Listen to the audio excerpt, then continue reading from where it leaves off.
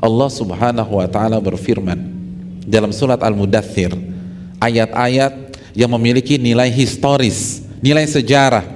Ya ayyuhal muddaththir kum fa'anzir wa rabbaka fakabbir wa thiyabaka fatahhir war rujza fahjur, dan seterusnya. Siapa yang tahu apa nilai sejarah di balik ayat-ayat di atas?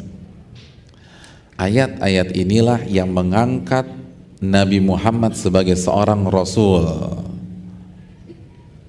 Loh, bukannya Al-Alaq Pak Ustadz, Iqra bismi rabbikal ladzi khalaq. Iqra bismi rabbikal ladzi khalaq adalah ayat yang mengangkat beliau menjadi seorang Nabi.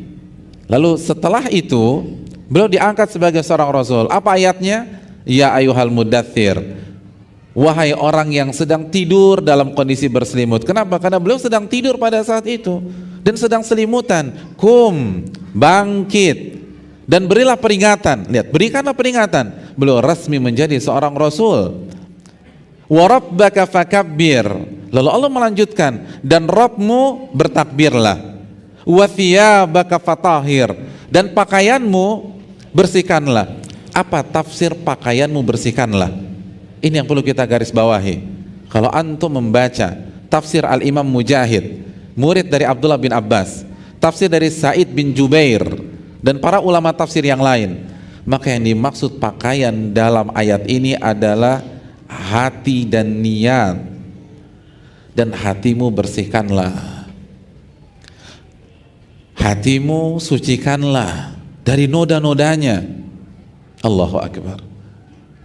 Allah perintahkan Nabi kita SAW untuk menata hati beliau, untuk membersihkan hati beliau sebelum ayat-ayat Allah, ayat-ayat Al-Quranul Karim turun kepada beliau secara berangsur-angsur selama 23 tahun lamanya. Jadi sebelum firman-firman Allah itu turun kepada beliau selama 23 tahun secara berangsur-angsur, Allah perintahkan wa thiyabaka fatahhir, hatimu Muhammad bersihkanlah. Karena ini kunci sukses. Itu sekaliber Rasulullah SAW yang hatinya paling bening, paling bersih.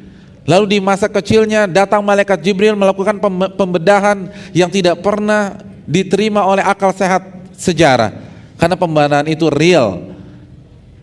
Dada beliau dibedah oleh malaikat Jibril, lalu kolbu beliau dicuci dengan air zam-zam di bejana yang terbuat dari emas, dibersihkan.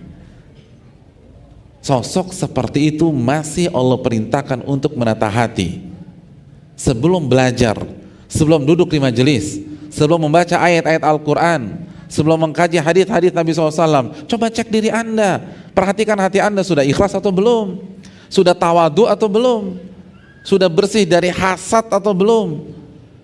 Bagaimana hati Anda dengan sesama umat Islam, sayang apa enggak, masih suka menjatuhkan apa tidak, benci tidak. Ini yang harus kita renungkan. Kalau Nabi saja diperintahkan untuk menata hatinya, apalagi kita. Padahal beliau adalah manusia termulia, dijaga oleh Allah Subhanahu wa taala. Makanya banyak orang yang gagal di majelis taklim karena mereka tidak menata hati mereka. Karena mereka enggak menjaga, tidak mengintrospeksi diri. Persis seperti Abdullah bin Ubay bin Salul yang datang ke majelis taklim karena hasad dengan Nabi SAW, yang datang ke majelis taklim dengan memendam rasa benci dengan Nabi SAW. Kenapa? Karena agenda politiknya berantakan total.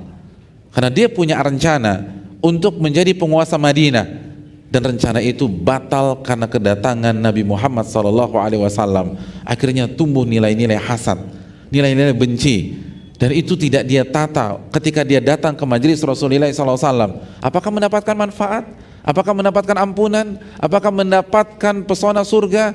Tidak. Fiddarkil asfali minan nar. Semakin datang semakin kufur kepada Allah, semakin datang semakin benci kepada Rasulullah, semakin datang semakin tenggelam di dalam kemunafikan, dan anti klimaksnya dia meninggal dalam kondisi munafik.